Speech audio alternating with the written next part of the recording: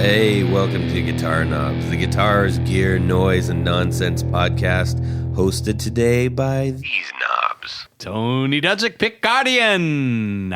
Jared Brandon down in Nashville. That's right. Hey, everybody, it's me, Todd Novak. Welcome to the Guitar Knobs podcast. We got a full house tonight. Yes. Sitting, aside from the three yokels that just, announced ourselves, are sitting across the table. Rob Chafe. The illustrious Rob Chafe. Mad Calification. Mad Calification. And John. John Esterly with Rare Buzz Effects. Yes, also a real-life train conductor. Whoop, whoop. Yes. Which is really, And he even uses a baton while he I do. yeah, engineers the train. in a baton. Oh, right, He's a conductor. He's a conductor. conductor. I get it. Oh man. There's two different connotations. Yeah, is like what one of those Tony's railroad getting at. watches. Yes. I gotta get on the mic. This is what we call in the biz a double entendre. There you go. Okay, hey, but more importantly, we've got a fantastic guest tonight. Guest, who are you? Who are you? Hello, I'm Jamie Muir. I'm from Supercool Pedals over here in Canada. All right. Well, we are going to find out all Jamie. about Supercool Pedals, and two things to note. Number one, if you've heard of the Thneed lately, this is the maker of said Thneed. Ah. And where can people go to find the things that you're doing right now if they're driving along singing a song? Yeah, I got a couple places. I mean, Reverb for all international and all things music, and then I've got supercoolpedals.ca or supercoolpedals.com on my website there. So I'll keep that up to date, and you can both buy and follow along, as well as Instagram, Facebook, and all those fun, normal social things, and TikTok, because I like to pretend like I'm younger than I am. So I put lots up there too. Interesting. All right, so you got the bases covered. We are going to find out all the things that make your pedal brand interesting, and your backstory and all that good stuff. Okay, Right But on. first, coffee. Hey, I want to announce. I got a call. So the recently posted episode, which will go live tonight, which will already be live if you're listening to this, from Spicy Pedals. He said, I enjoyed your show so much, I want everybody to have 15% What? off their order. who? Spicy Pedals Spicy. through December 14th. Wow. So go to Spicy Wow. Pedals, get your 15% off. It's a spicy. how does Yes. that work? It is A coupon code? It's a coupon code. Uh-huh. And what would that coupon code be? I'm pretty sure it's the guitar knobs. Okay. Just pretty keep sure? trying Pretty letters sure. and words. And if it doesn't work, just send him a little message. He'll give you it'll hook you up. Yeah. Pretty sure it's the guitar knobs. Yep. Wow, that's really nice. I know I should have that. I was just really excited. You're so prepared. I know. I usually am. Actually, you know what? It's in my email. Well, As suspected, I was prepared and right. It is the guitar knobs, all one word, and it's running from the 19th, December 19th, which was yesterday, the day before December yesterday. 19th was yesterday? November Wow. 19th. Where'd I lose which a whole was month? the day before yesterday. No kidding. 12/14. Just remember 12/14. It's Yes. live. 12/14. well, it's live now until 12:14. Until 12/14. When Yes. will now be then? Yes. How soon is now? Yes. So I also wanted to bring up, we have a fantastic giveaway coming up. I have the lovely Joel Patterson. That That is we mentioned lovely. before. In red vinyl. Red transparent vinyl. Red transparent And this vinyl. is the second Christmas album he's done, so I'm going to be giving one of those away probably next week. Okay? You know what would be cool with that? What? Is if you're outside and you hold it up to the sun, it would be like you're on Mars. Okay. Thanks, Tony. Thanks, Tony.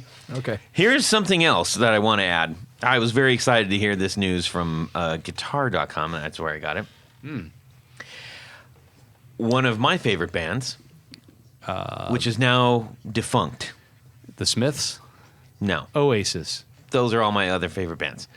But we lost a Oh, really, really big yes. drummer recently. We lost a really big drummer. Maybe arguably the biggest rock drummer. And Jamie, I'm sure you know who I'm talking about at this point.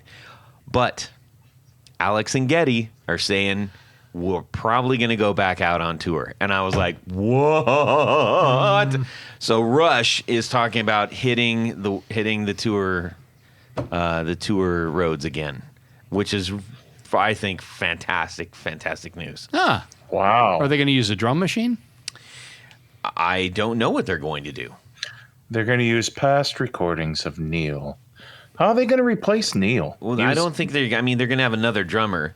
That's nuts. Yeah, so I'm not really sure. But Jamie, in the event that you accidentally hit mute, oh, there you go. You're back. Yeah, no, I'm here. Okay. The Canadians not weighing in on Rush. So I'm like, what's going wrong? I feel like I don't fall into that stereotype correctly, but at the same time, I don't think anyone can really replace Neil except for a drum machine. Just like set it to 220 BPM and just press the fill button repeatedly, and I think you pretty much got Neil for it anyway. That's yeah. You can visit Throw Rocks at rocksforjamie.com. That's rocks the number 4 and jamie.com. My Rocks for Todd's going to take a hit on today. But anyways, I thought that was just really cool news. I liked it. I liked the music. Want to hear some more. You know? Okay. Well, there anyways, you go. What's your favorite Rush song? Ooh, that is a really, really good question. It's probably Red Bar Shut Up. Yeah. I was thinking Tom Sawyer or maybe the other one. No. Why? Spirit of Radio is great. I love Spirit of Radio. That's yeah. I like Anyways, Fly By Night. And some very sad news. Legitimately, another one of my absolute favorite bands. One of the I think an early impression one on me was Psychedelic Furs, and I've seen them a couple times live, and their saxophone player, the supreme talent, Mars, he passed away last night. Yes, he was also cancer. He started off in The Waitresses. Yes, he did. In Akron.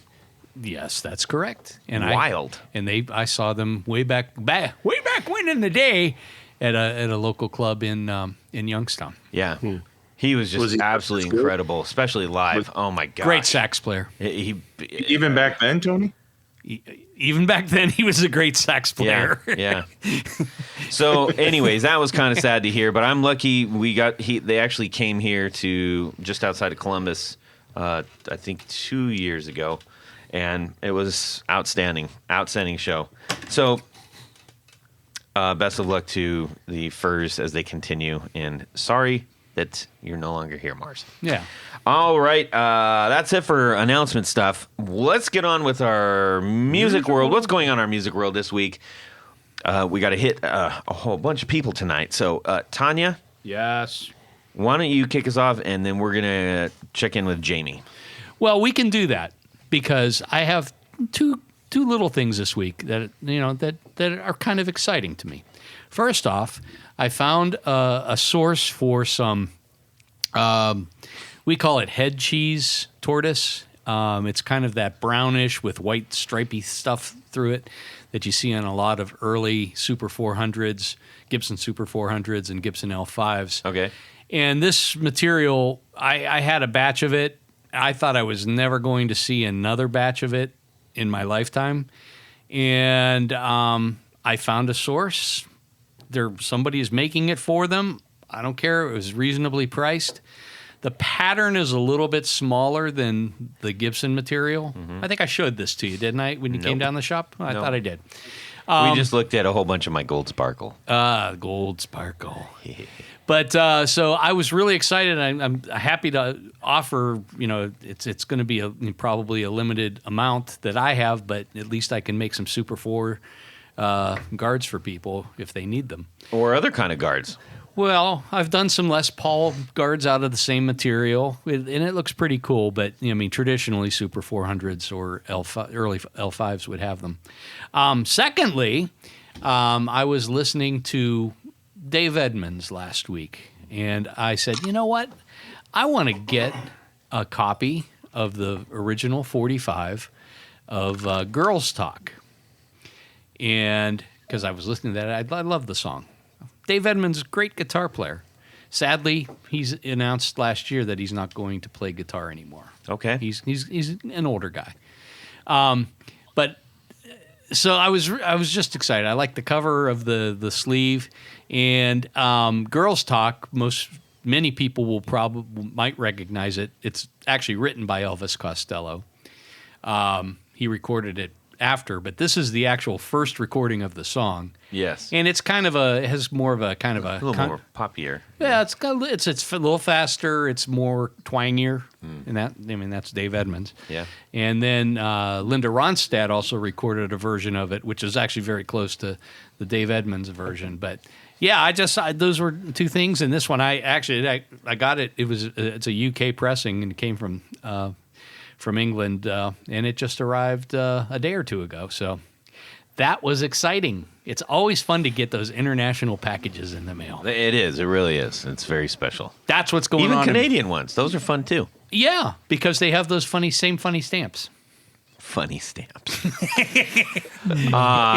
Jamie, what is going on in your music world that maybe doesn't cover all the ground that we're going to go over in your interview?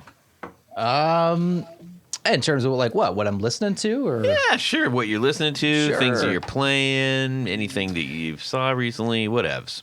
yeah, I mean, I'm kind of revisiting. I'm catching the second wave of. I'm a huge Queens of the Stone Age fan, Yes. and I'm catching the second wave of that record. Oh. I listen to it just like on repeat. Yep. The end is near. The end is Times near. New Oh my Roman.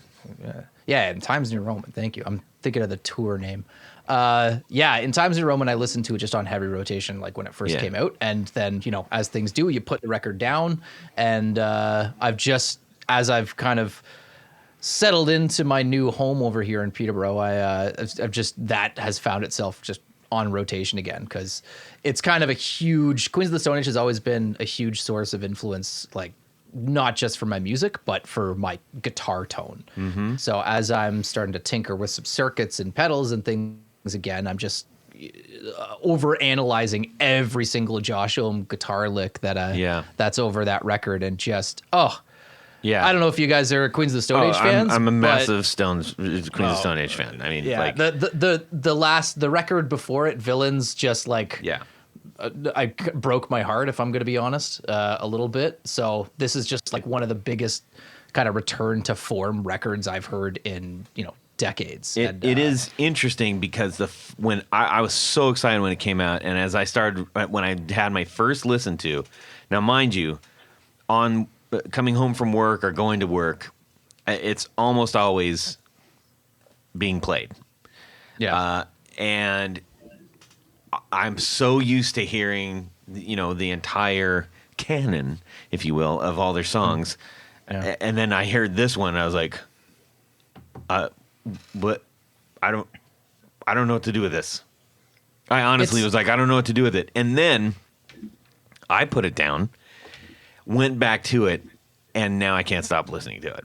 Yeah, no, it's kind of like, it's overwhelming. It's a pandemic record, and you can just hear how much just everyone came together and how grateful they were and just excited they were. And they kind of, I love Josh Ohm, but he's got a bit of an ego to him. And it sounds like that got put aside for this record. And it just sounds like something they could have put together that, 20 years ago almost. So yeah, it almost sounds like a completely different band, to be honest. It's just the instrumentation and the musicality of it is just absolutely, there's nothing out there like it, which is the sad thing. And well, it's great, but it's like change terrifies me. I don't know why, but I'm always such a music snob. Like every single time one of my favorite bands comes out with a new record, I never like it because I'm like, oh well, it doesn't sound like their original work. Right. Like, and I hear myself, and I'm like, why can't I just enjoy the damn thing that they've created? Yeah. But this record, like in that way, is just something that sounds just perfect for what it is. And you're right, it sounds like a whole new band, but it's something that I would like out of the gate, and not just something that I would like because I like all their past work, right? Yeah. And to their credit, I think that they are one of the few bands that actually really do push us as guitar players into interpreting new sounds and being okay with like, oh yeah, maybe I can do a doubler, maybe I can do this stuff. It just absolutely opened my eyes big time. So, and matter of fact, I mentioned on the last podcast, I think I got the PDF too from Stone Deaf. I got a really good deal on that, and that was one of their sort of like, quote unquote go-to pedals for tone shaping. Nice. Yeah. Sweet. Very, very cool. Let's keep moving over to Rob. Chafe. Yep. What? What's going on in your music world this week, Rob? Chafe. And nothing about trying out You Klon can't clones. build amps. Okay. Well, then there goes my. Go ahead. Have you settled on one yet? No. And it's not like, I've been trying them out and just like throwing them away. It's just, I don't know. I want to hear all the slight differences between all the different options out there. But Todd gave me a couple to try. Nice. Yep. That was very nice of him. Yeah. And the winner of the ones And that then you're taking the Thneed back today. Yes, I can't wait to try that one actually. So you had sent me maybe a message or something about who was it that was offering the Klon kit? Oh, that was JHS. genius. JHS. Such the Nauticlon. so genius by him. Yeah. So he gets to sell a Klon knockoff or whatever, but he's not doing the stereotypical like, "Ooh, look, I built a Klon thing," and having it completely DIY without any soldering. Yeah. I He's love an the absolute video genius. with the kids putting them $300,000 together. in like 5 minutes. Hours. Yeah. Yeah. So Crazy. Yeah. Yeah, but that black goop has to cost a lot of money. No, that's where the tone is. That is genius. It is. And it gets people engaged with him in a different way. I mean, Yeah. just everything about it. I was like, man, whoever came up with that idea Yeah. at JHS, if it was Josh or one of the minions. Apparently, it wasn't. Like that was the whole thing. Is like they made this thing in there, and he's like, "Wait, what did we just make?" So, very curious. Very curious. So, did you get one? No. It's funny. So it popped up in my feed. I'm like, oh, I might buy that. And then like 3 hours later, I got a notice that they were sold out. The next batch is middle of December. I'm like, huh, how about that? So Amazing. maybe the next batch. Actually, I think we're going to see a bunch of those hit the used market around January or February. People get them. And I think you're right. yeah, so I'll probably just pick up one of those. But. Cool. Nice. Esterly, how about yourself? Well, so a couple of things. Just got tickets last night for the Alanis Morissette show next year at Riverbend. Yes. Little Isn't bit it of. ironic? Say that again. I'm sorry, Jared. Isn't it ironic? Don't you think? It is. It's quite ironic. And we've got a personal connection to that. We saw Alanis on her 25th anniversary Jagged Little Pill tour the day after my wife's 40th birthday. And it was like a surprise gift.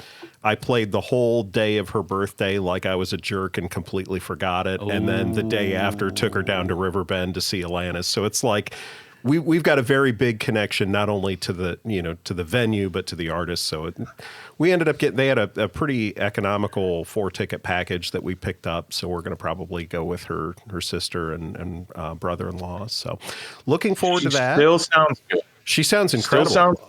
I mean, And looks good too. Still. we saw her, what was it, 2 years ago? And I mean, just incredible. So, and then I've also been going through a bit of a purge. I had kind of gotten to the point where I had more equipment than I was really using. And I'm a firm believer in like, it does no good for it to sit on a shelf at my house if somebody can be using it to make music. So I've been kind of thinning the herd out. So, for folks that are looking for used gear, maybe keep an eye out for it because there's Where some would stuff. people be keeping an eye out on? So I've got a personal reverb, which is where most of this stuff is going for sale. I don't, not much of it is like Rare Buzz owned equipment. Yeah. So you might need to look for John Esterly Yeah.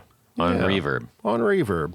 It's so hard if you try to put in a shop. It's the worst. It's like, I don't know what you're talking about. Yeah. Yeah. Stupid. That's quite rare. Yeah. Oh, it's some rare gear. No, it's not, you morons. You just didn't do your flipping search right. That's right. Stupid search. It's rare, just like the other 7 of them that are listed, for less than yours is. No, but I've been kind of cutting some of that loose, and Nice. probably the biggest thing that I've kind of come to grips with parting ways with is I've got a 65 Duosonic that has been sitting in its case in my closet for probably 2 years now. You need to talk to Mike Trombley. Well, I may do that. I mean, that's his jam. It's $100 cash money right now. well for those that don't know the story. He would. Damn you! When I bought it, I pulled it apart and got all the date codes off it, and it's a early 65 body, late 64 neck, and the pickups are January 7th and January 8th of 65. Well, the 7th was the last day Leo Fender owned it, and the 8th was the first day CBS right. owned it. Oh, So that's kind of neat. it very well, I have no way to prove this, but it very well could be one of the first CBS built. Johnny Morales. You need to talk to Johnny Morales. He moves those things like butter. Do you have the 24-inch or the 22.5? It's the 24-inch, but it's the A neck, so it's like the narrower nut. Narrow, long. Well, I wouldn't even. So call for it people long. with short Longer. fingers like I have, it's actually comfortable to play, but you do get kind of jammed up the further up the neck you get, just because it's such a narrow neck. So Gotcha. yep. So look for that one. That's again the Tom one Petty that's wrote a song about that. yeah. Jamming me. No. Yeah. Okay. Hey, Todd, what about you? Well, I don't know. about I need to see about Jared.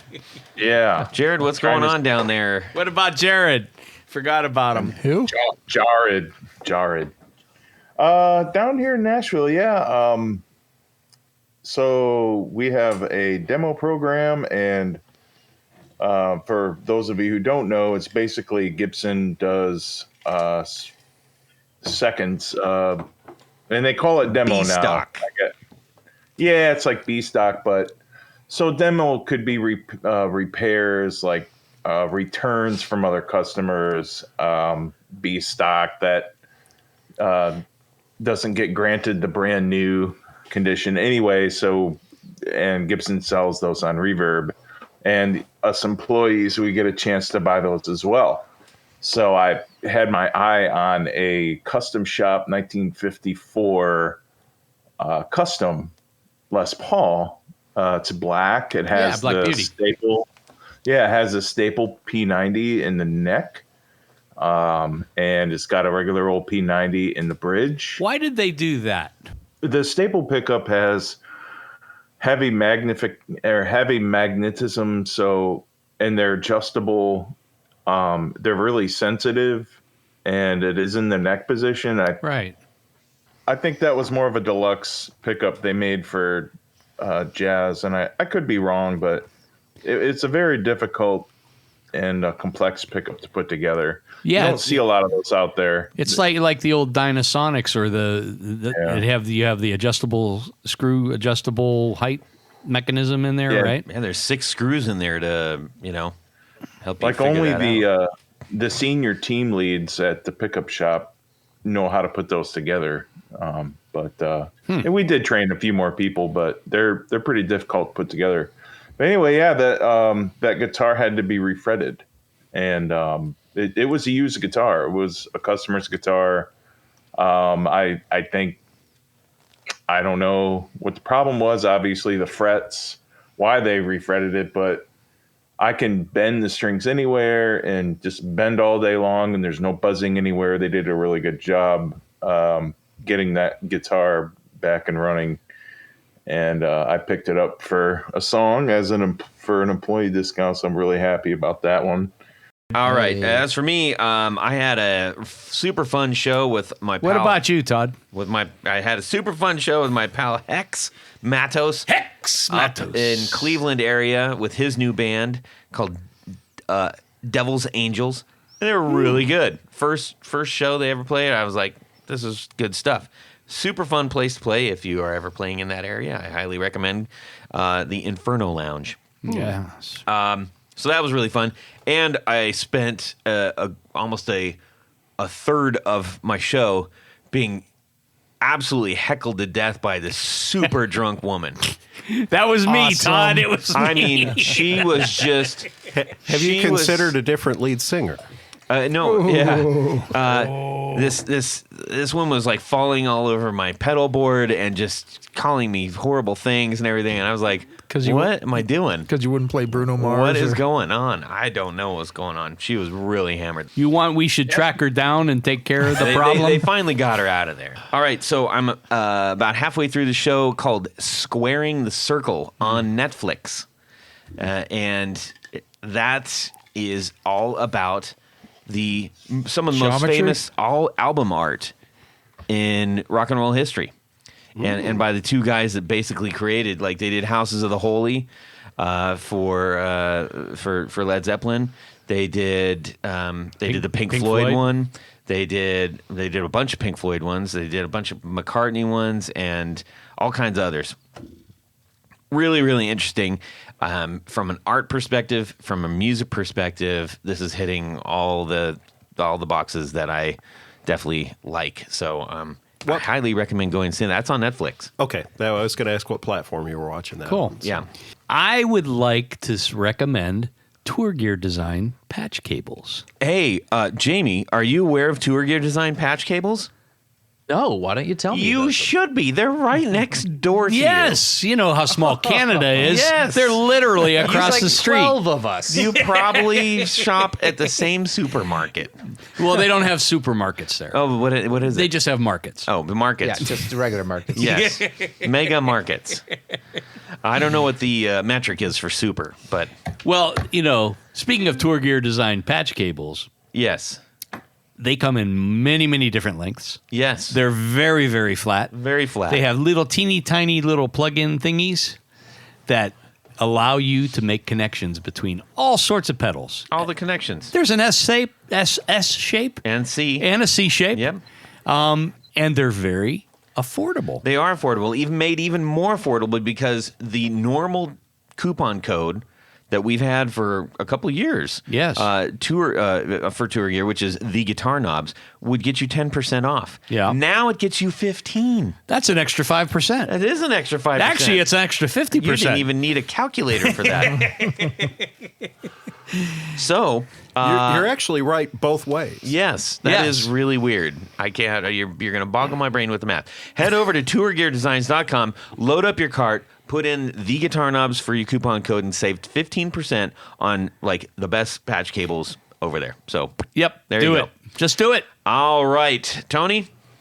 Let's have Jared introduce it. Oh, is he back? Yeah. He's back. Yeah. Hey, so I saw a Time Warner guy screwing around with the pole and all that kind of thing, and we have a different kind of internet. I think they're sabotaging our internet around here. Gotcha.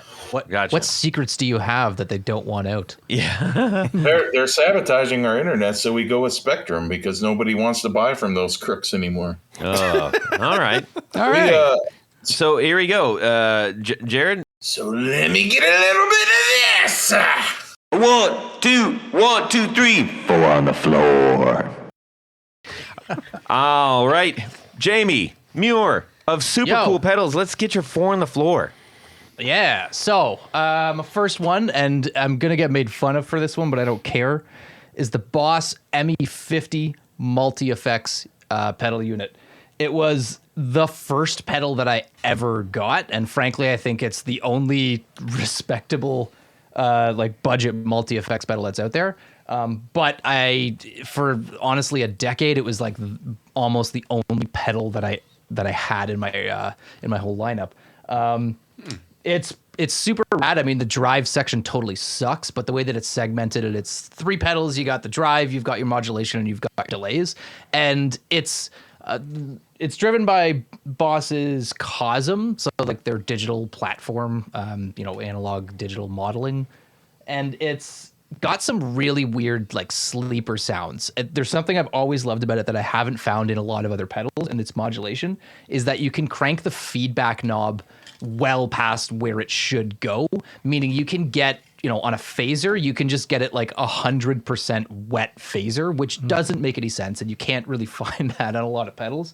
So back in my day of, making noisy rock and roll, I would always just commit to noise and just start pulling knobs all over the place, and you can just get some really crazy sounds out of it. So I'm staring at this thing that I've had for about 20 years, something like that. And believe it or not, still to this day, even though my palette is more refined, obviously, as a pedal builder, I still whip out the Boss ME50 to get certain guitar tones when I just like can't find it in any other pedals, believe it or not.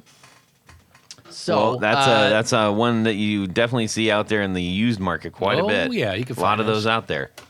Yeah, probably for like $20. I've almost had to replace the one that I have because it's fallen out of the back of tour vans before, but like, in true Boss form, it like mostly works properly. And finally, it was one of the first things when I started like repairing guitar pedals and everything, I opened up my Boss ME50 that was broken for like 3 years and like fixed the whole thing up. And it was like having a new pedal. It was like, it was kind of like the light shone down on me with this dumb digital multi-effects pedal that I'll always have a soft spot for. Awesome. The Timex of guitar pedals. Yeah. It keeps on ticking, man. Seriously. How about number 2? Number 2 would be early 2000s Big Muff. So the NYC builds. This was actually the first or second pedal that I ever owned. And, as a 17-year-old, 16-year-old musician or guitarist, thinking, knowing basically nothing about guitars, I went into my local shop and just wanted a big red button that I could just push and make noise out of, Guitar pedals were obviously a pretty new thing to me, and I just wanted something that would just alter the sound as much as possible. And Electro Harmonics was just absolutely dominating in the early 2000s there. And I picked up this Big Muff, and I think it's transistor based, and it just gave me the sound that I wanted at the time. And I think they were selling them for like less than $100 Canadian. Yeah. So they're like 80, like 50, like $50 American or something ridiculous like that. And it was just that big red button, and I didn't bother doing anything else with my tone. I mean, like I have a love-hate relationship when it comes to Big Muffs and like scooped fuzz pedals and that tone suck sound. But there's just something about that classic, big muff sound that you get. I was also just a huge White Stripes and Jack White nerd, so you can always. I love the simplistic sound that you get out of it. It's super versatile, and you can just push the button, get the sound. That's it. So I'll always have some derivative of the Big Muff on my pedal board just for that reason alone, because the sound, when you want, you can just summon it, and it's just there. No matter what you've got else of the chain, you've got that Big Muff sound. Well said. Well said. How about number 3? Number 3, I would say the Dan Armstrong Orange Squeezer, or any derivative of it. Interesting. Compressors are something that like I didn't have on my board for a long time. Like like I alluded to, I wasn't really a complicated guitarist in my earlier days as being a musician. I just wanted to stomp a pedal and get the sound. That was it, and I didn't think too hard about it. But when I got to recording music and producing music, I learned the finer details of compression and what that can do. So when I finally caved and started putting compressors on my board, I just fell in love with that saturation. And I talked about Queens of the Stone Age earlier, and the guitar tone that I'm always seeking to get is frankly not a dynamic one. It's just super saturated, mid heavy, beautiful sustain. And I don't like compressors that have a lot of knobs, because I have to protect myself from myself. And I need to stop myself from tweaking knobs all the time. If they're there on my board, I will just sit there and mess around before rehearsal or before recording for hours trying to find the right sound. And there's something about that original Orange Squeezer circuit that just works. That dual JFET paired sound that just gives the perfect over easy, just saturated, juicy sound. Yep. And you don't have to do anything to it, frankly. Like that Dire Straits beautiful attack, plucky sound. It's the first or second pedal on my board always, just to get that super saturation. I don't have an original Dan Armstrong one, but I've owned like tons of derivatives of that circuits. Like I think the JHS Pulp and Peel is just one of the best like freaked out modded versions of that circuit that's out there. And it just I basically just crank everything on that pedal and just get that saturated sound that I'm always looking for. Now, is that something that is in your quest, in your unobtainium quest, an original Dan Armstrong one? Yeah, it's on my reverb search list. Like I've found a couple, and like I don't want to sound like too much of a hypocrite, but I try not to like covet pedals too much, because at the end of the day, like there is mojo to guitar circuits, but there's also a lot of bull when it comes down to it. So it's I wrestle with it a lot, because if I allowed myself to buy every single pedal that I coveted in that way, I'd just end up with I wouldn't have space for them, and I wouldn't have money to build pedals at the end of the day. But Wouldn't have a house. But that is. Yeah, exactly. So that is one of them, though. That is actually one of them that like I will allow myself to buy an original like mint condition one when I find the right one. That's cool. I can dig that. Yeah. How about the next one? So the Rat.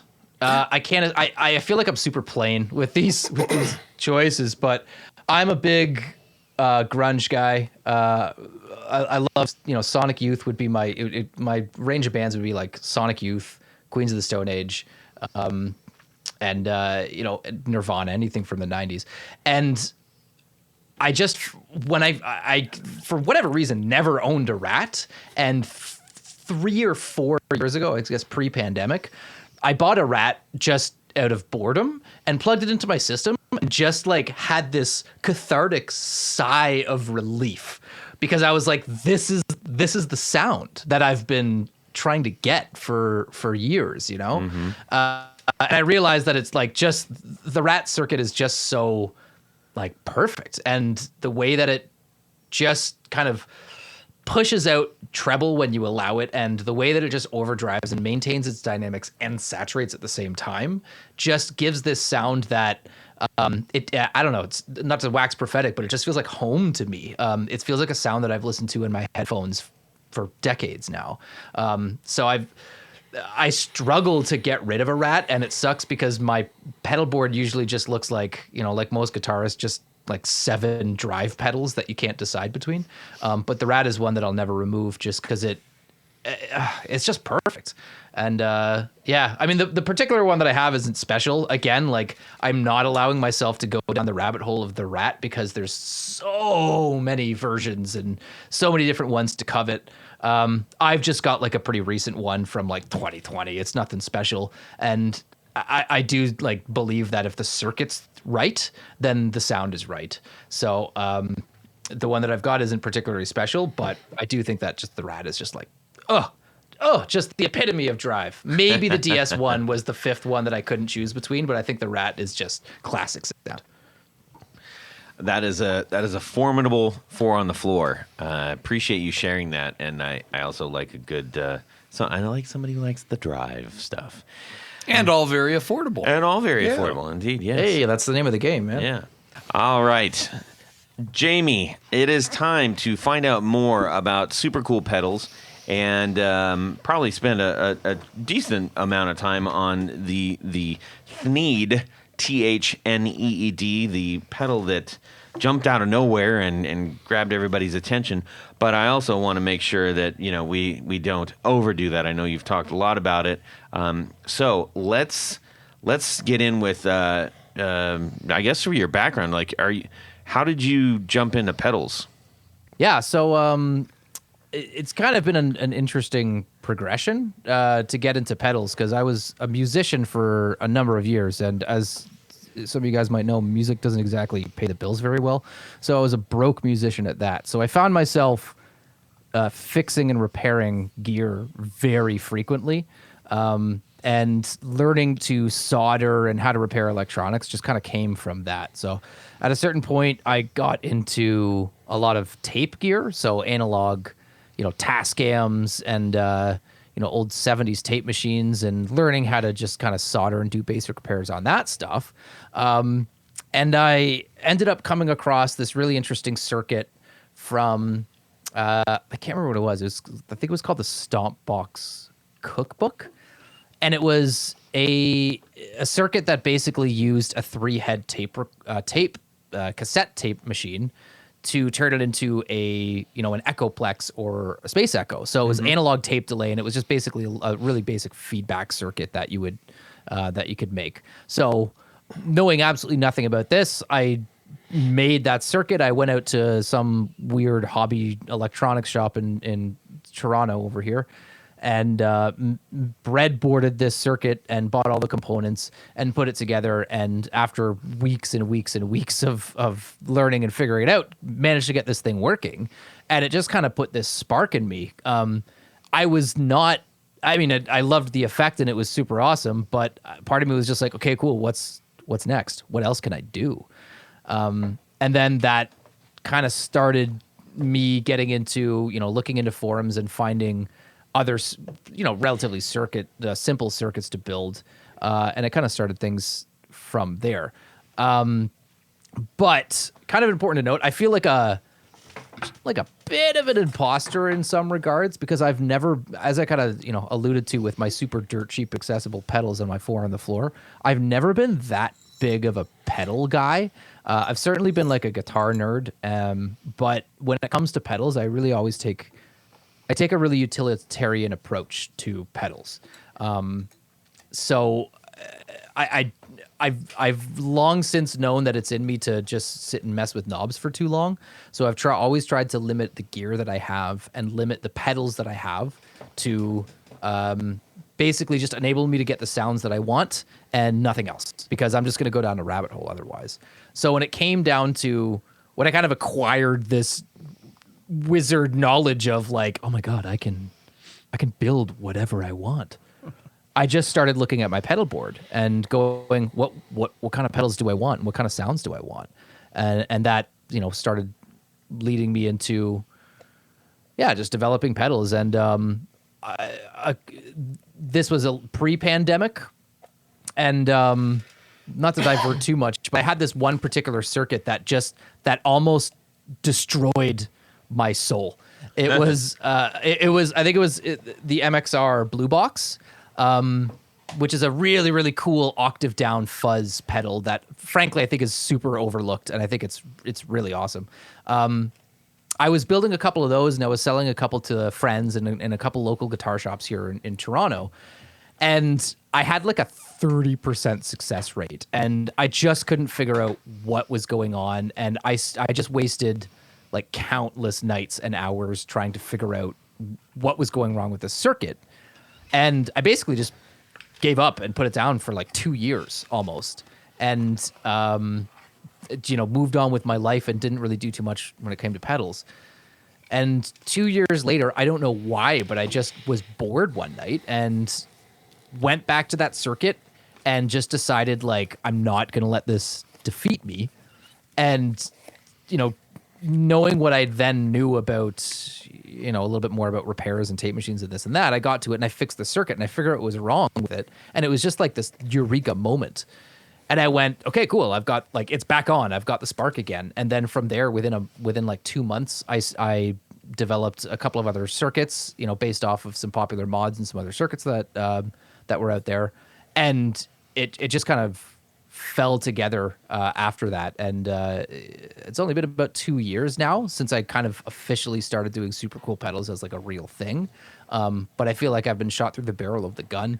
And it's been a pretty great ride. It's allowed me to meet some really cool people and build some really awesome pedals. And it's always a learning process, but that's about where I am now. Nice. Now, when you started out building these pedals, was there something that you felt that you were more or less adept at? Were you like, oh man, like I love putting them together. I'm soldering really great. I don't understand how everything goes together, or did all of that just like really come together for you? Yeah, no, it absolutely did not come together. I'm no electrical engineer. I was always bad at math in in high school. I tried. I come from a family line of like engineers, and I did not inherit that brain. So when it comes to like circuit design, I really have to learn by process, you know. So I consider myself more of a modder than anything. Okay. I really like looking at a circuit and tweaking it and figuring it out, and you know, just breaking it in order to understand it. But beyond that, I've always been a designer. So I was, I've always been an art nerd, and I think building the pedals, figuring out how to put them together, how to design them in just that way that that has that aesthetic pop to it as well. I always found pedals are kind of boring to look at. So it's been a really cool opportunity to marry art and pedals in that way. So the circuit design is still something that I'm evolving, obviously, and learning as I go. But definitely the design and the art is something that I think people have caught on to and really enjoyed, and it's something that kind of that I really enjoy too. And I think that's probably where I can offer the pedal world a little bit more so, because at the end of the day, the circuits are circuits, and there's something different about putting a nice piece of art on your pedal board. Mm-hmm. And I think at the end of the day, when you open up that, the box of that pedal, that's an experience in itself. So I'm trying to build something that people can be proud to put on their board. Yeah. Now, what you just talked about was some, like it would be the description of some relatively simple pedals and circuits, which I know you have a couple of more simpler ones, but the one that that really seemed to catch fire was this Thneed, the Thneed. There's a lot going on in the pedal. There's a lot going on in the marketing of it. I think let's spend some time with this. Rob, you just had it opened up, and what your impression when you opened that up, based on what he just said, I was like, I'm kind of a modder. Does not look like that. No, there's a lot going on in that pedal. Yeah, it's a nice layout. Looks like it's really well done. Yeah, and about 1 million components on the inside. Tell us about the engineering, and then we'll get into the surface level stuff and the marketing on all that business. Yeah, sure. So from an engineering standpoint, like again, guitar pedals are pretty rudimentary circuits, unless you're Bill Finnegan and you made the Klon with a bunch of MIT tech people. I've never particularly loved the Klon circuit.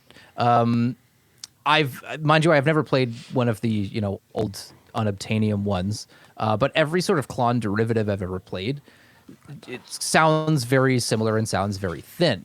And when I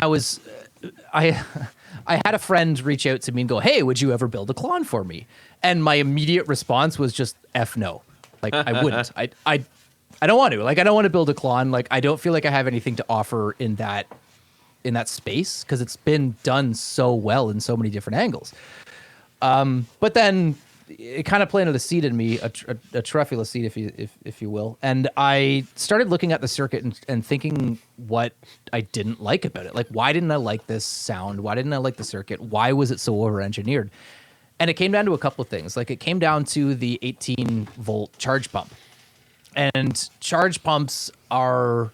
not to condescend anyone here, but just so everyone knows, this is a learning place, man. Not everybody knows what a charge pump is. Yeah, so basically, the guitar pedals take in 9 volts, and a charge pump will increase that voltage with either a Max 1044 chip or some other kind of what you call a charge pump IC chip, and it will increase that voltage to 18 volts.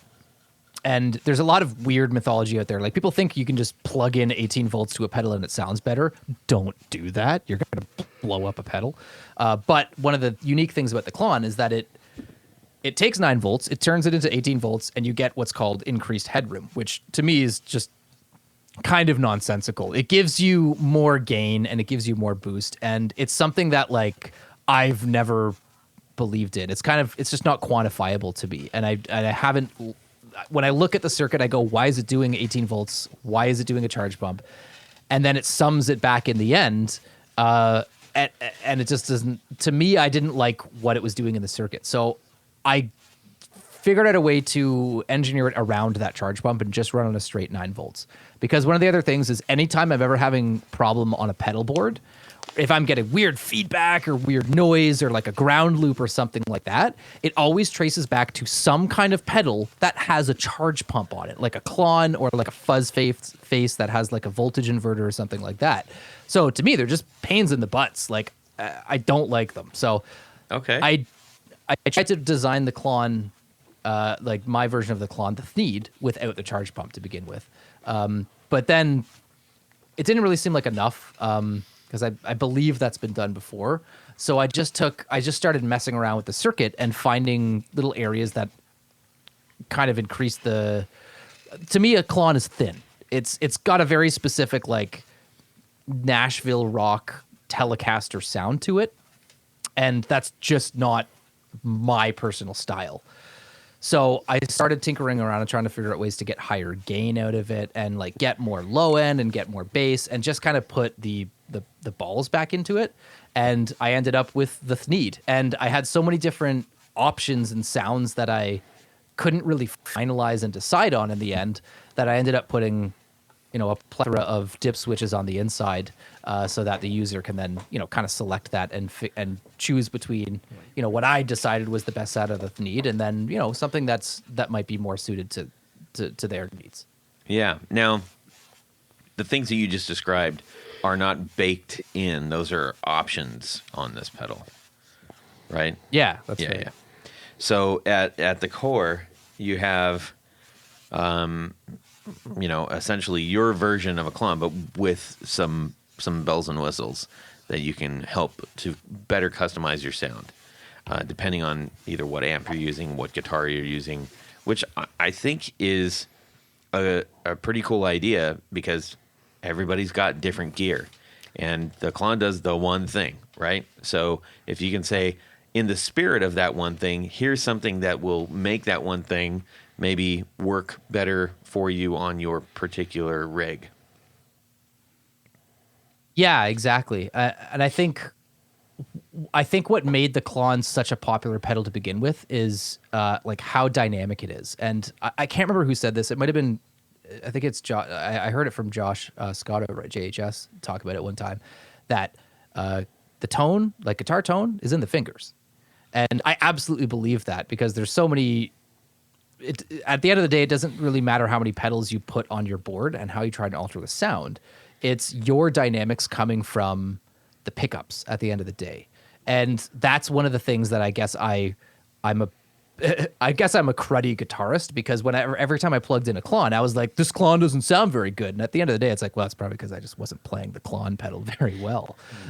So that's why, yeah, I think that the Klon is a really great circuit, but the term professional overdrive that Bill kind of coined for that really makes a lot of sense to me because it's like, yeah, you're not just going to plug this pedal in and like it. You really want to dial in your sound and dial in your playing to that Klon.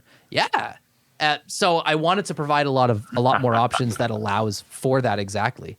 A lot more finicky. I caught that one. That was good. That was good. Yeah. But yeah, so that's why I've got those different options. So there's high gain settings.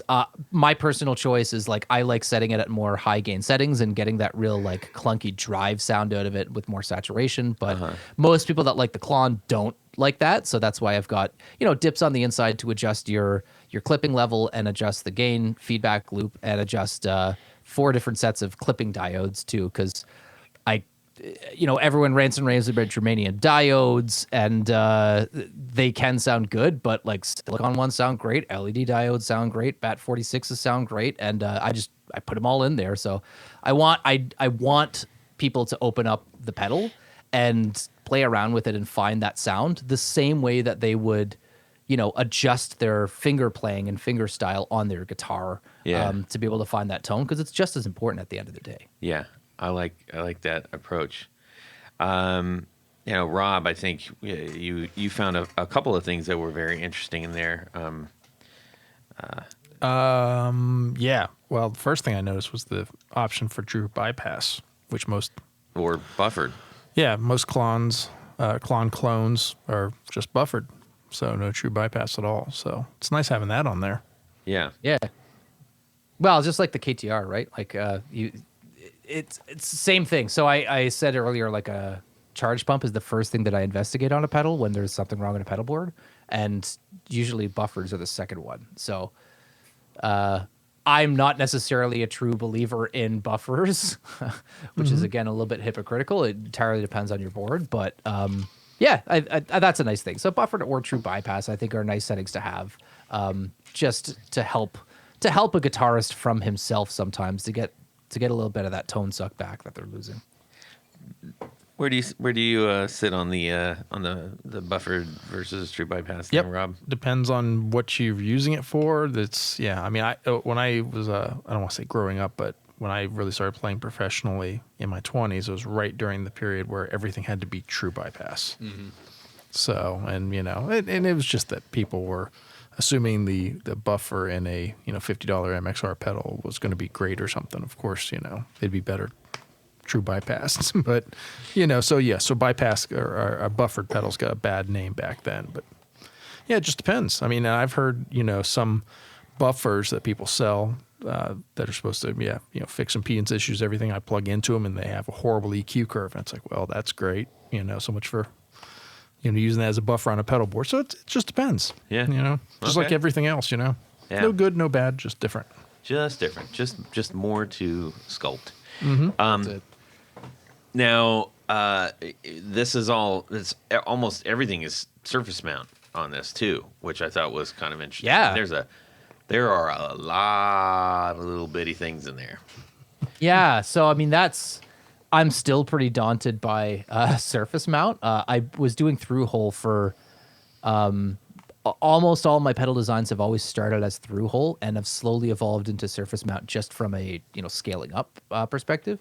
But the Thneed was actually the first pedal that I did that started out as surface mount. I never did through hole versions of that because I don't like the size of a Klon. It's like I said earlier, like I love my big muff, but it's dumb and big for no freaking reason. And the same thing with most Klons that I've seen out there. So I wanted to put the size down into a 1590B enclosure. So surface mount was kind of the only way to go with that. And I love and hate surface mount because frankly, I think the noise floor is a lot quieter. I think you can get like the tolerance from a builder perspective. I don't have to second guess the tolerance of a surface mount piece. It's going to sound the way it is. Like I very rarely ever have to troubleshoot a surface mount piece versus some through hole stuff. But it enables you to build a lot smaller and a lot tighter, which when you're engineering a circuit gets, it's like falling down a labyrinth. So I have to admit, when I first plugged in the first prototype of the Thneed and surface mount and got it working, I was just like, I was pretty impressed because it's pretty congested, but overall, I do think compared to like a lot of other Klons out there, it ends up being quieter because of how compacted. The traces are a lot shorter, and the tolerance is a lot better on those surface mount pieces too. So were you prototyping surface mount, like literally soldering them, putting them together yourself to prototype? Yeah. One of the only regrets that I have in this whole pedal thing is that I don't have any mentors other than watching YouTube videos of Josh Scott and JHS and other builders. So I've really Dash just is right next door to you.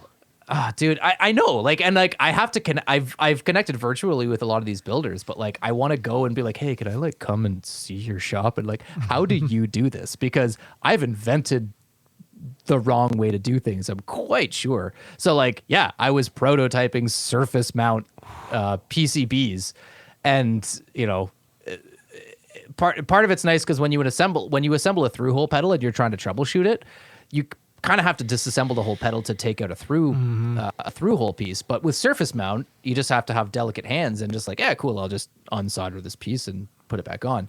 But it's super easy to just start burning pads and burning off pieces. Yeah, boy. So yeah, it's I've gotten to the point recently It's only been recently that I've been getting prefabricated PCBs made for me.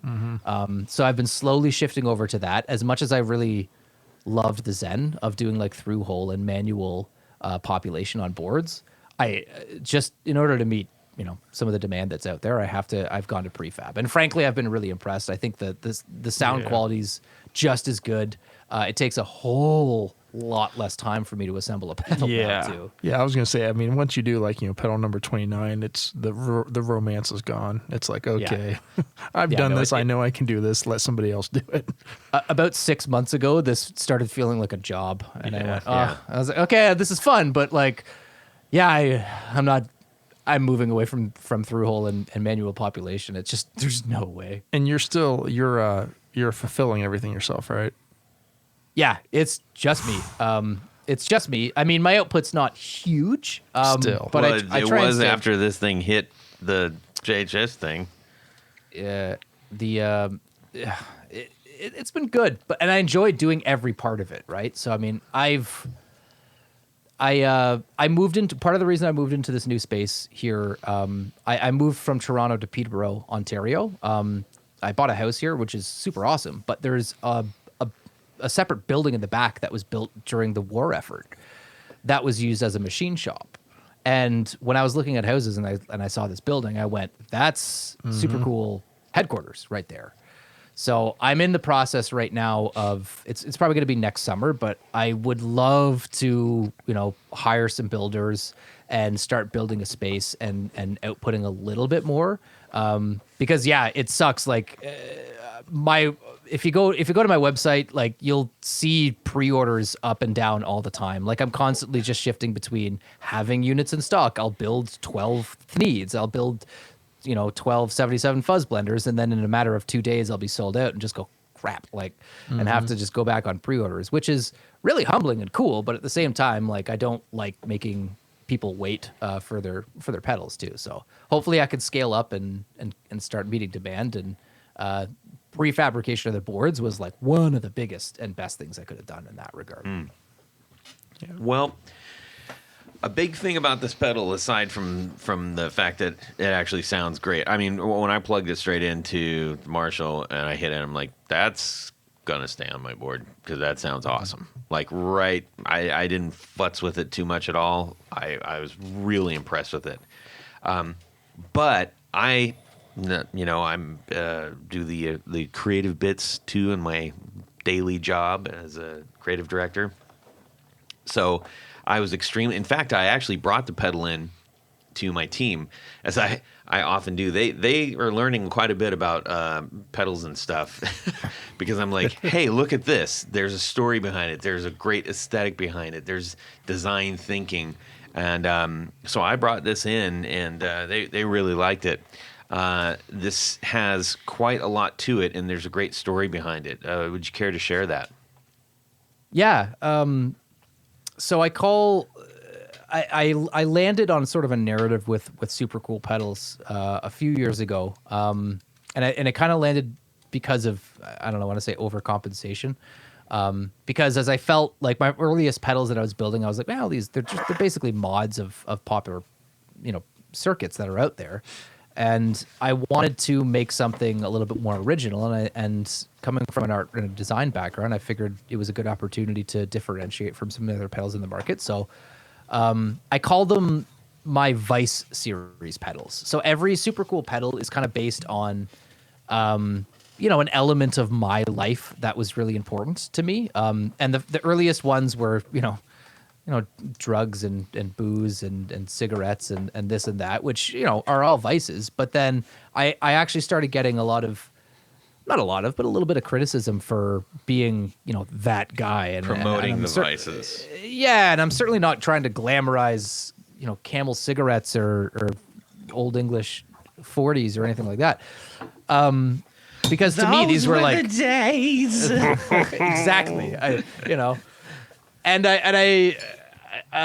I wanted to, with the Thneed takes a lot of iconography and imagery from, well, if not the iconography and imagery from Dr. Seuss's The Lorax. Yeah. Because Dr. Seuss was a huge influence on me, from when I was a child, and not just for the funny picture book stories, but just as an artist. Theodore Geisel was just so original, and really just I always identified with this sort of cartoony look that he had, and he did really serious art. And if anyone listening here is, if your only experience with Dr. Seuss is the Lorax or the Cat Came Back or something like that, go look at some of his art, and it's absolutely stunning. So as a dad, I've literally read every single one. In fact, I even have the deep, big, giant, thick coffee table one that has all the war all stuff of them, yeah, that was never published. Yeah. He was a fascinating human, and he really put his heart into the work. And it's something that I really identified with. So Dr. Seuss was always a vice of mine. So I wanted to kind of honor that with a pedal. When I was thinking first, designing the Thneed and working through all the Klon, the circuit, and thinking about what the heck do I call this pedal? Because it's all the clones have clever mythology names to them, right? The centaur, the dragon, whatever it is. And I figured, the working title of that pedal is actually the Lorax, because I thought it was perfect. It's a mythological creature, but I thought it was just a little too on the nose, and frankly, I thought it might get me in a little bit more trouble. So I opted for the Thneed because, again, the Thneed is just I've always loved the concept of the Thneed and the story within the Lorax about everyone needs a Thneed, right? Yeah. Everyone needs a Klon. It's just it kind of fell together, and I tried to honor that, and hopefully I don't get myself into too much hot water when it comes to the copyright infringement and this Toby and that. But mentioned that. He was like, I wonder if he's gotten any letters yet. Well, I haven't he's in yet, but Canada. It doesn't count. frankly, That's what it's they do. They're like, it's from Canada. Nobody's going to it's say kind of it. my goal at this point. I'm waiting. I'm literally just waiting, and I've got backup plans for that. But as to wax prophetic a little bit, I think it's fair use to me, and I'm certainly all of my pedals are based around imagery that I really hold close and dear for whatever reason. But I'm certainly not trying to profit off of a gimmick or anything like that. To me, I'm just trying to honor some images, and I've had an overwhelming amount of customers and guitarists reach out to me, just be like, dude, I love this pedal because my dad smoked Camel cigarettes back in the day, or I read this, I read the Lorax to my kid every night, and it speaks to people. And I think that's where I'm really, really humbled and happy to where I fit into kind of the pedal world right now. Is I like to think of pedals as objet d'art, and as more than just getting a sound out of it. It's something. There is validity behind coveting these things, absolutely. Whether it's historical, or whether it just hits a feeling within you, and you like looking at that, and it makes you remember something from the past, or what it is. And art has always been a really big part of my life, and that's kind of where I feel like I'm helping to kind of contribute to the zeitgeist of the pedal world. Me and you just need to go sit at some outdoor coffee shop for an entire day and talk, because you're hitting so many things that we've talked about through the show that ring true for me, starting with Queen's Stone Age, the art, being a creative, the Lorax, the finding muse in the presentation of everything. I really like where you're coming from, because I feel akin to it. I appreciate it, man. Totally. So now you've got this revolutionary, dare I say, approach to the Klon. You also have something that everybody's like, Dr. Seuss, what's not to like about Dr. Seuss? And then there's this other little thing which happened, earlier on this year, where I believe it was this year. It wasn't last year, right? The big fires up there in Canada. That was just this. That was this year. Yeah. This year. Yeah, it was this year. So it's hard. Tell us it's about hard the to keep track connection of. there. Yeah, so obviously the core element of the Lorax has always been an environmental message, and it's something that in the past few years it's been unignorable.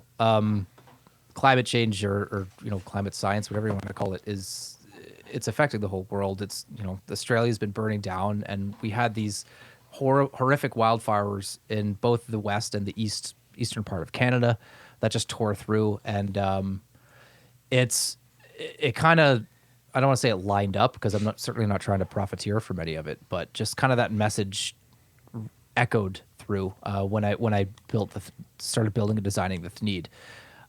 So I started incorporating an optional donation. If you buy a Thneed through Supercool Pedals, the website, there's an optional donation, and those donations goes towards planting and regrowing trees in Canada that were lost due to those wildfires.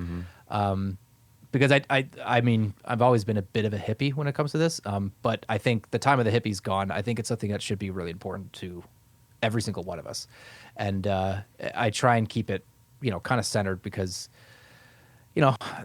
as building, there's a difference between just building a product and making money off it and trying to kind of evoke a lesson from it, and that's something that I hope that the Thneed kind of sparks in people.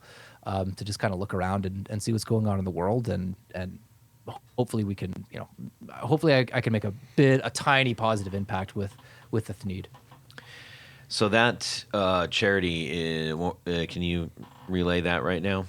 So the charity itself is called Tree Canada, which helps to grow and sustain growth of forests in Canada, whether it's from the loss of trees due to forest fires, or whether it's new growth. And it's super important. If you don't want to buy a Thneed, they're definitely a charity that's worth supporting one way or another. Got it. And that's treescanada.ca. Yeah, that's the one. All right. A worthy receiver of funds right now, for sure. That's a lot to pack into a single pedal. I mean, that's... Yeah, sorry, that was heavy. I feel like that was a heavy roundabout at the end. Well, I mean, the funny thing is that,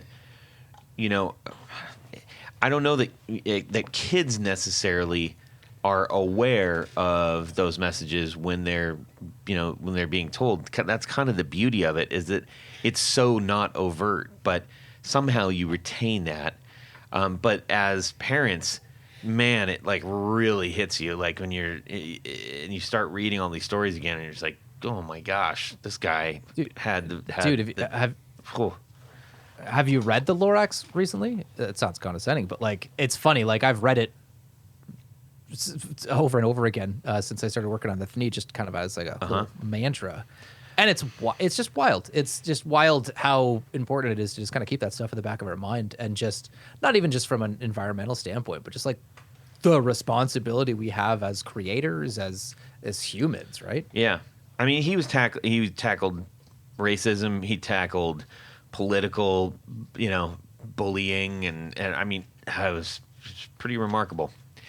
So there you go. Are you going to continue the line of this Seuss type stuff, or is this a one and done? He does have the Buffula.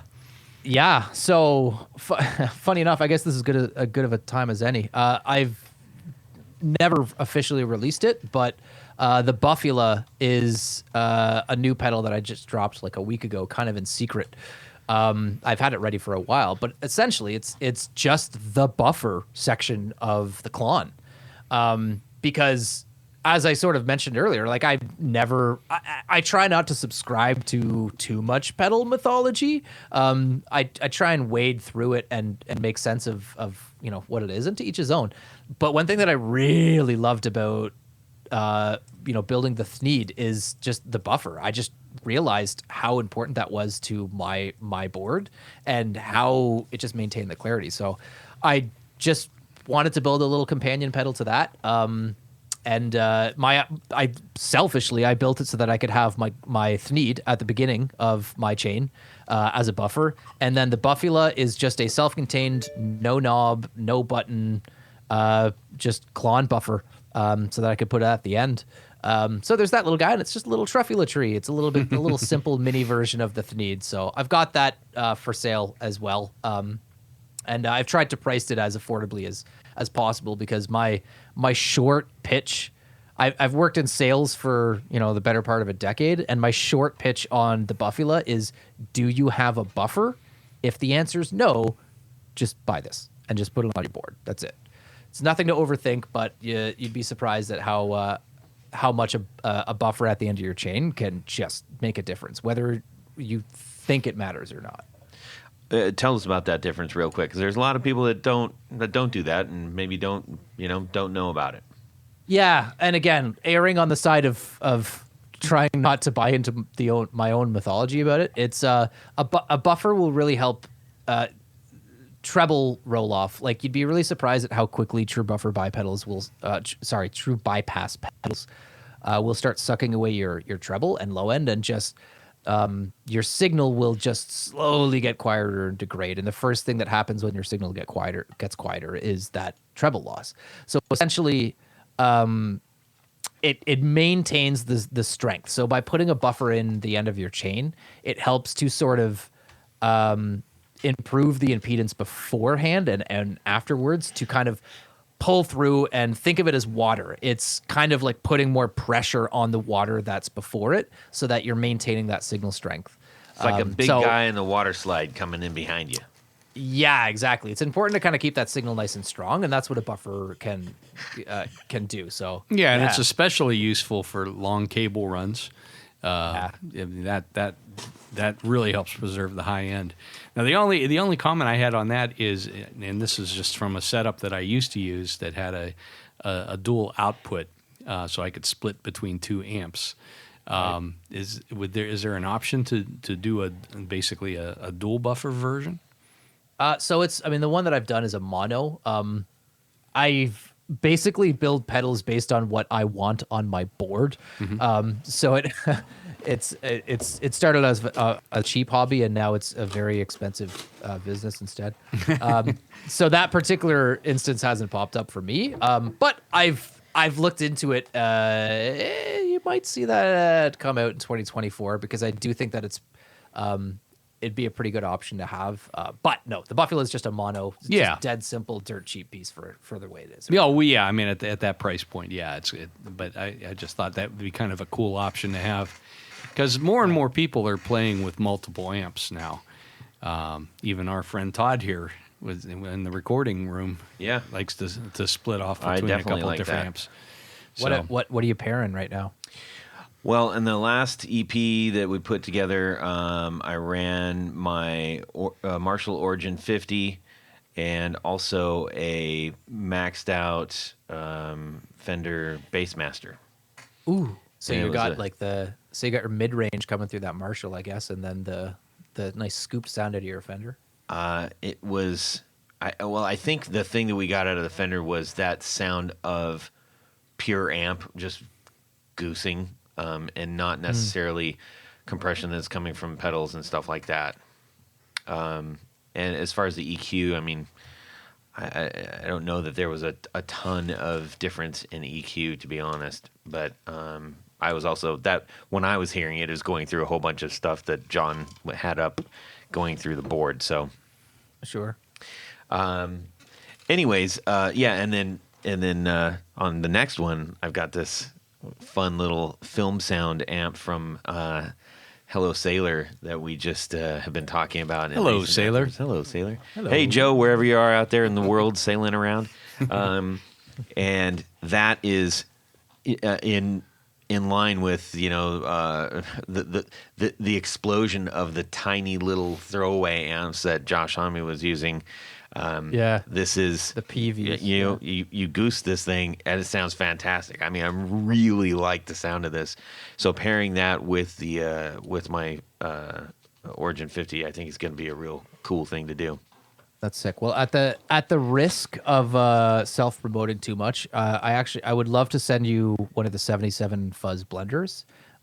Seeing as we've kind of connected on the Queens of the Stone Age thing, because that pedal I basically designed to. I literally had that up just looking at it right now. So.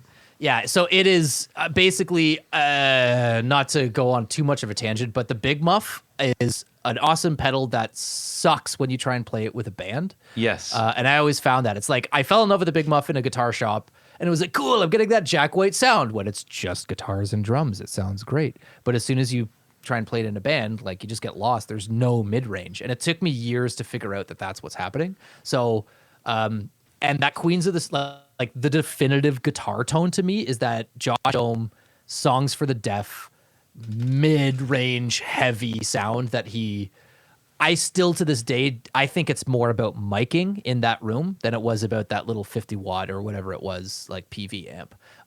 But I started modifying the op amp Big Muff circuit into basically just trying to get as mid heavy as possible with a different type of tone stack. Yeah. And I just kind of stumbled on it and I went, no, this is the sound. Like this is the sound that I've been looking for like decades. And I could never find it in just one pedal. I could always find it in sort of complex chains. But I'm gonna send you one of those 77 fuzz blenders because I think you'll find it. The mid boost mode on it is like just Josh Ohm in a box. And I'm really proud of that one. I'll send you one. That's dope, man. I appreciate that. That sounds really cool.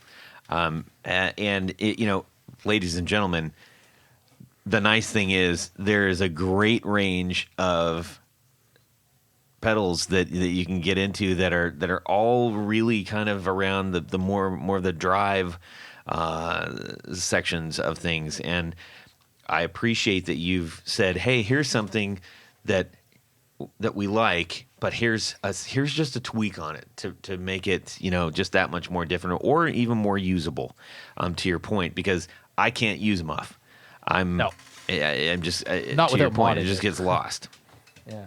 And I'm a single guitar player, so I need I am married. Yeah, Tony's like, you're married.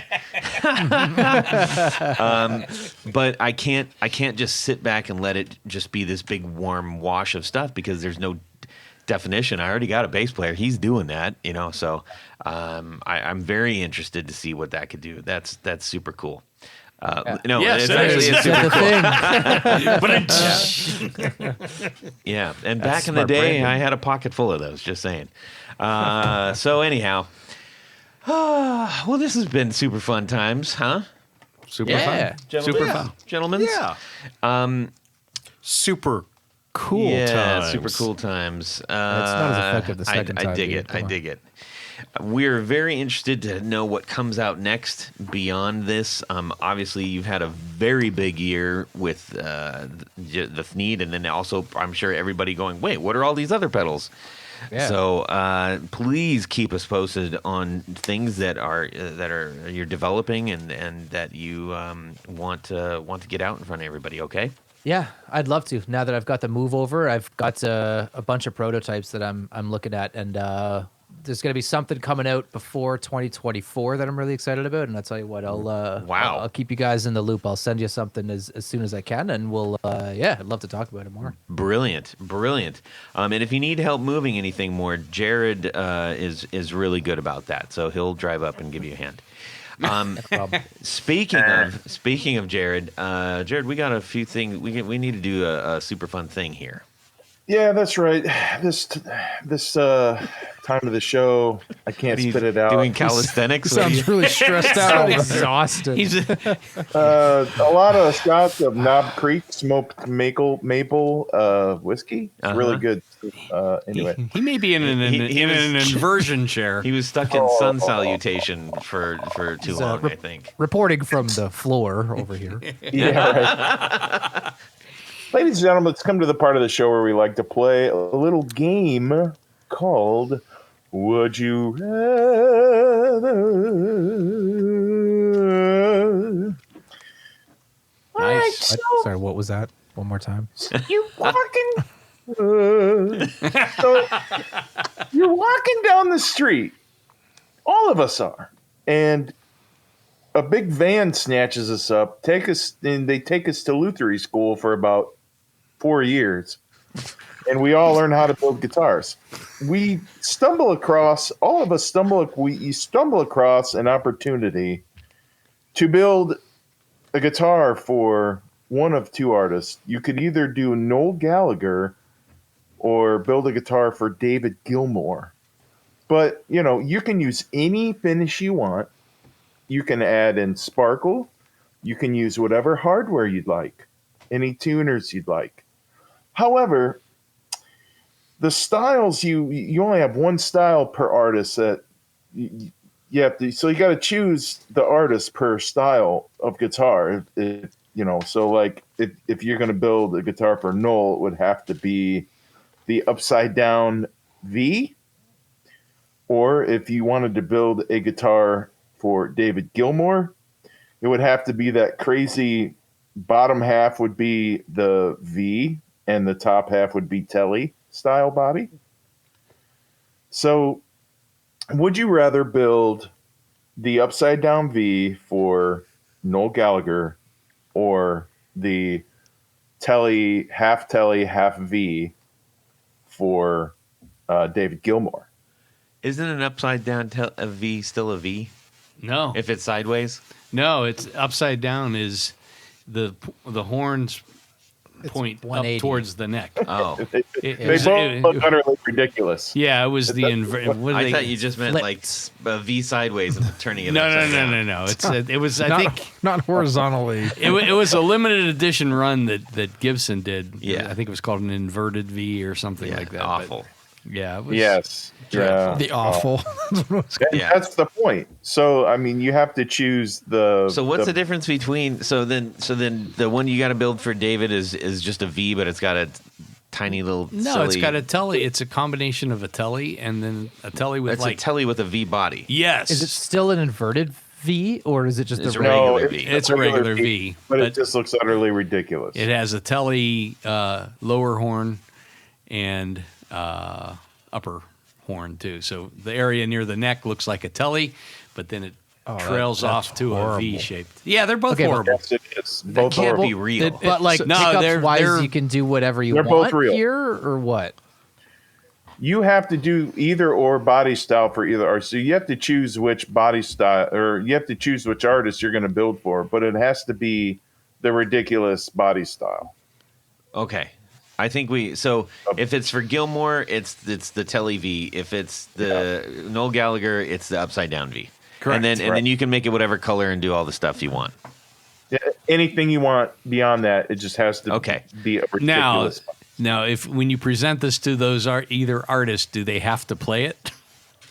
Yes, they have to like it. They have to like it. Well, that's I think that that's ship debatable. sailed. Right. Yes. Well, So I it's have- like, Do you have which to be artist in do I the want to room? ban? Like, which artist am I willing to get a restraining order from, basically? Pretty much. Yes. Okay, I think we got the picture. Let's go. So let's start off with the lovely and bedraggled Tanya Bolonsky.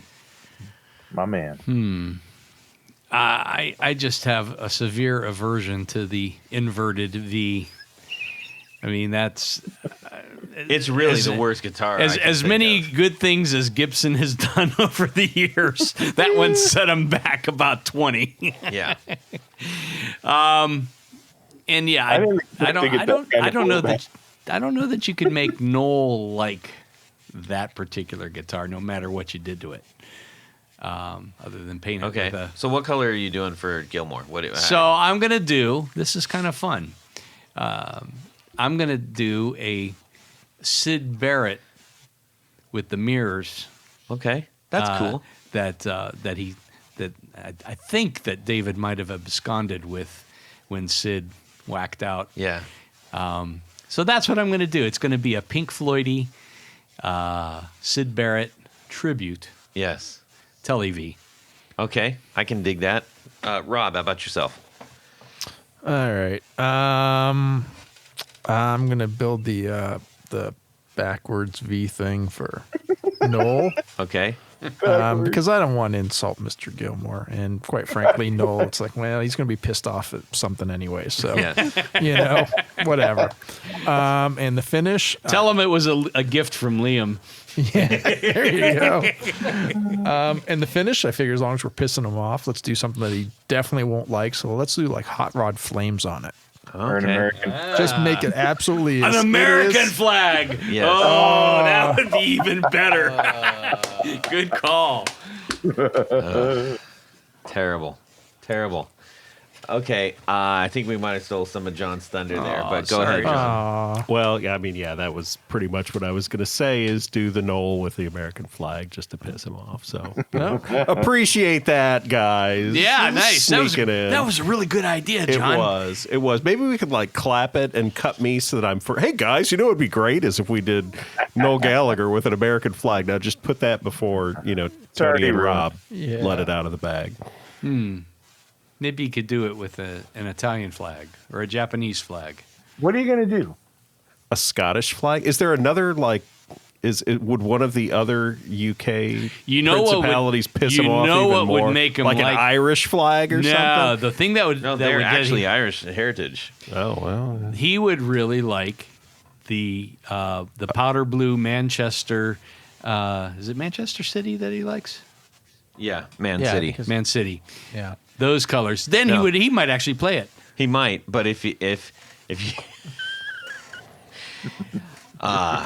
you did Manchester United, Oh, that would now be the that would royal be- kiss of death. that would be worse than the American flag. Yeah. Yeah, Aren't they like red and gold? Yes. Okay, yeah. Then we'll do that. That's even We'll do better. that. Good choice. Yeah. I'm glad we talked through And just this. purely for the comedic effect of watching Noel Gallagher melt down. Yeah. Okay. Jared, how about yourself? Yeah, definitely not going to mess with our guy David Gilmour. I appreciate Noel and his band that he was in, and great group and everything. But Pink Floyd, I wouldn't mess with them. So yeah, definitely do the upside down V for Noel, and I think I would have Can our I guy guess? I would have Champion Lecky draw a bunch of like the underwear and all of his awesome work. See, I was gonna guess I love his stuff, man. sparkle purple, but guess Right. not. That would look too good. So yeah, but I guess we could do sparkle purple with the Underwear all over it? Underwear over the sparkle purple. That'll We be could do- really ugly. I like. I gotta have our guy painting that stuff on there. I feel like He's great. I love him. Wooly has actually released pedals that are sparkle purple with the underwear all over it. Yeah, you could probably likely. very easily find a matching pedal to go with that. Yeah. Okay. Let's see here. Cool. Jamie, how about yourself? Shout out to Wooly. Yeah. Well, to me, it comes down less to the guitars and more so who I would rather get beaten up by. Because I think, frankly, giving off either of those options to them will just be triggering to them. So that being said, I think Noel Gallagher, I don't think he could. I'm pretty sure I could take him down. I don't think he could throw a punch. I think he's all bark. And I think David He's Irish. Gilmour could probably take you down with like just lasers in his eyes. I do not want to be on the room with that man presenting him that atrocity of a guitar. So I think I'd probably do the inverted V, and I'd build it to Noel Gallagher, and I'd build it out of the like heaviest tropical wood possible, just Fill it to with further lead. tick them off. Those guitars are already not light as they is, so I think Brick. I'd give them to them. And just to top it off, I think I'd give it no pickups, just like a really low impedance piezo. And Wow. give it like a soaked tea finish of some kind. Like Where it's did an the love Earl go Grey. for our guy, man? Yeah. Oh, I love him, but Yeah. I kind of feel like at this point I'm just fantasizing about like just ticking him off and That's just good. Yeah. just kind of pulling the string on the wind up toy of the ain't so Gallaghers pickup. and just watching him prattle on. That's Well, awesome. How about you, Todd Lee? Yeah, what are you doing, good boy? I'm going to do the inverted V, the upside down V, and it will be a small, like a wallpaper style, repeated pattern of Liam's face Yeah, Oh, shit. with I was thinking with, about saying that. with ESP pickups. Oh, 3 of them. Nice. 3 of them. Maybe go for 4 4 of them. and Yes. a piezo. Yes. And on the backside, maybe I would just put repeating hot dogs. Yeah. For whatever reason, that's calling out to Okay. me. Just flying hot dogs. And can I Look at that. assume this is going to be a 3/4 scale guitar? No, it'll be be a full size. I'm not baritone. going to compare It'll be it. double And, size. and like Gotta be fair. honestly, it's like one of those things. Like I think the idea of having him just be so completely blustered and berating you.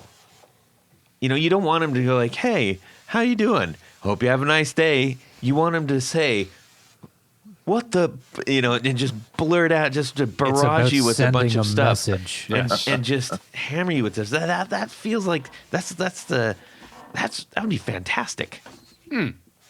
I like that. That's a good one, Jared. Thank you. Not too shabby.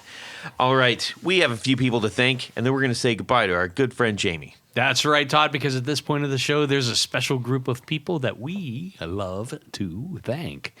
These are our executive producers. Now, an executive producer makes this show possible. How do you become one? You head over to patreon.com. That's right. /The Guitar Knobs and check out a couple different levels in which you can participate and become a sponsor, a patron, a hero, an all-around nice person Yes. of the podcast. That's yeah. Each level comes with some very, very nice thank you gifts and opportunities to win special giveaways. So I'm told. Yes. In addition, as an executive producer, there's one thing more in addition to all of the good stuff. That's right. Jared, what would that be? Well, you get to have your name read on the thing. Your name read on the thing. That's what I'm going to do right now. So Okay. special thanks to these executive producers. Vader and Pedals, John Halverson, Rick Calhoun, Trevor Gunberg, Elad Mizrahi, Mike D, Richard Kendall, James White, Mutander Guitars, Anthony Gemalero, Bill Gola Guitars, John Esterly, a.k.a. Rare Bzzz Effects, Yeah. Anthony Lathrop, Stefan Lamb, Michael Senchuk, Ken Sayers, Doug Christ, Darren Gregory, Tom Barazin, Rusty Sneeden, Ralph Gottschalk, Don Kloss, Gregory Randall, Brett Hogarth, Eric Hammer, Stuart George, Michael Furman, James Bell, James Romer, Cameron Pampas, David Tyndall, Trevor Ellenberg, and Christopher Logan. Yes, indeed. But Thank you so Todd, much. Yes, Todd, yes. there's another very, very special group of people. Is there more? There's more. These are our grand poobahs. Yes.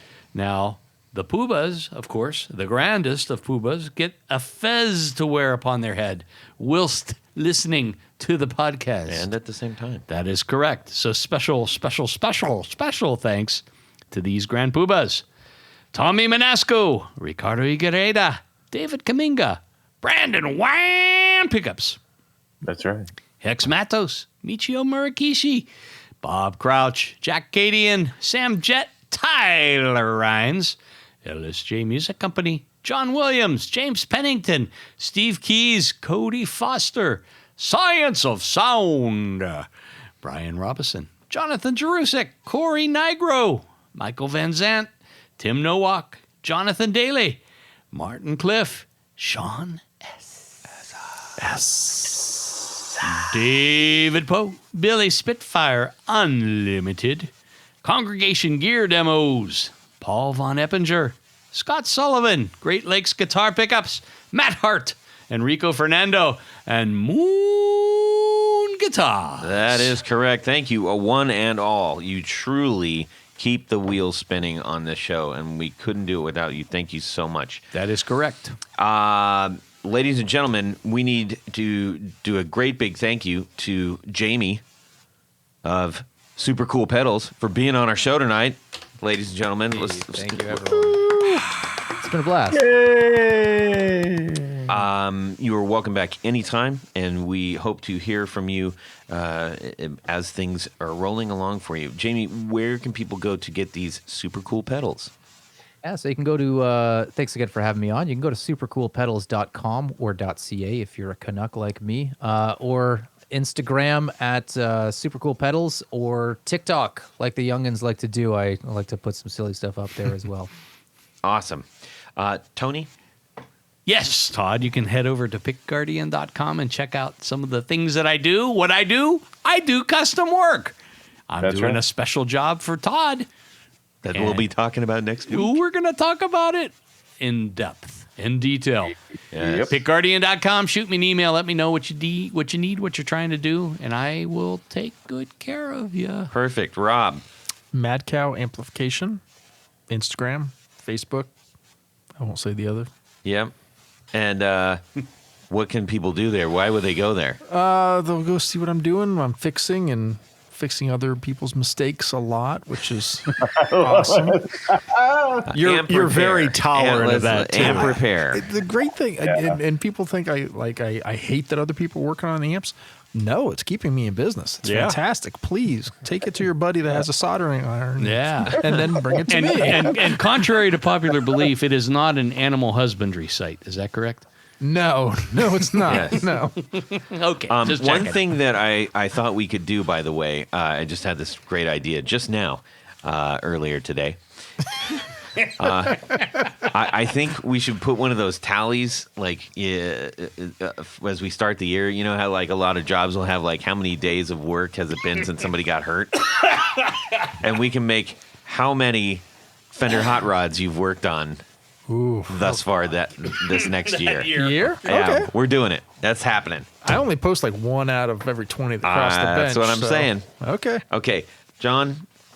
So you can find us at rarebuzzer, BUZZER.com, at rarebuzzer everywhere on social media. We've got a slew of new designs coming out next year, so kind of keep an eye on that. I know it's been quiet here lately, but lots of stuff in the works, so keep an eye out. Go ahead, Jared. And you can find me on Instagram, jared.brandon. No, that's not it. jared.allen.brandon. Send me a message. And hey, love to chat with you about whatever you want. Sounds good. You can send me an email, todd@theguitarknobs.com. You can DM me at guitarknobs on Instagram. We'd love to hear from you. If you really hated that, would you rather? Then do better. Send us one. How about challenge. That? How about why don't you do Guitar that? Knobs Challenge. Also, I would say if you're a builder, if you're trying to get your brand out, if you're trying to go like, hey, I wish some people could see this. As we send out patron packages and rewards, I would love to put your swag in the packages that we send out. So contact me. I'm more than happy to do that for you. Okay. And also go and listen to the Valentinos on Spotify, my band. We would love to get your numbers. And it's cool to drive to. What about if I have a stomper?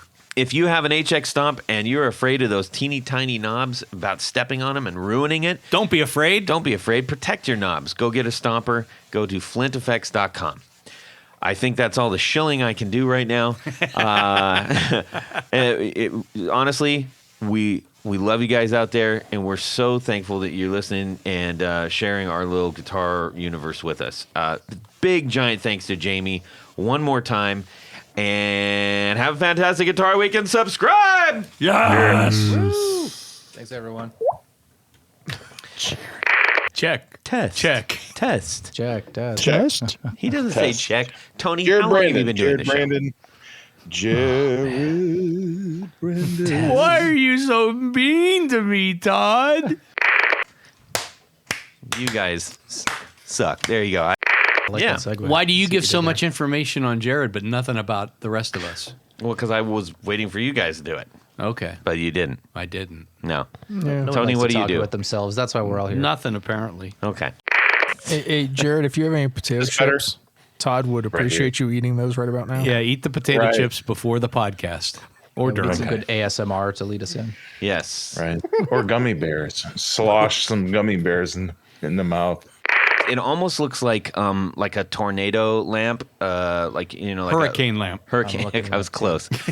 A Different storm. hurricane lamp. Like the. It was like a tsunami lamp.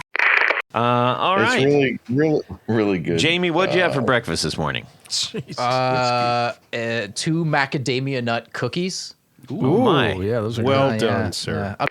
Play guess I the was food. told not to bring snacks. It has been made crystal clear there are no snacks on the podcast. We Yes. even made T-shirts. I do remember the T-shirt. Got Use hotter. your Yeah. words. That was his word for that. Fire bad. Got a lot of people on the podcast, old chum. Woo! That's Thanks, it. boys. That was awesome.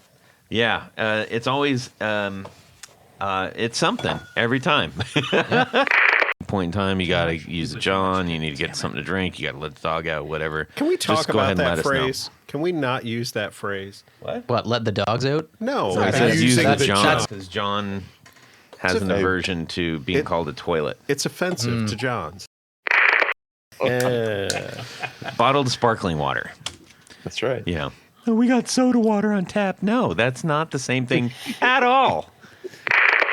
Okay, let's get going, guys. We got a lot to Let's discuss. do it. I've been waiting. I Come know. on. I've been waiting. For a girl like you. Waiting for a. How would you like it if it was using the Todd? Yeah, that would suck. yeah. Yeah, that's Yeah, but it would unfortunate. have all bottled water to use. To flush Yes, the toilet. only flushes with bottled water. What? That's going to the Todd. Guilty is charged in a restaurant. Somebody look that up. Tony, you look it up. No, I'm not your boy this day. I swear I came here for a podcast. Or anytime. Let's do this thing. And away we go. Well, that's it for these knobs. Please visit our Patreon page at patreon.com/theguitarknobs. Visit our website at theguitarknobs.com for all of our past episodes, 4 on the Floor blog, and other good stuff. You can connect with us on social too at our Facebook page and share your gear and stories on our Facebook group. Also, be sure to check out our Instagram at Guitar Knobs. Catch you next time.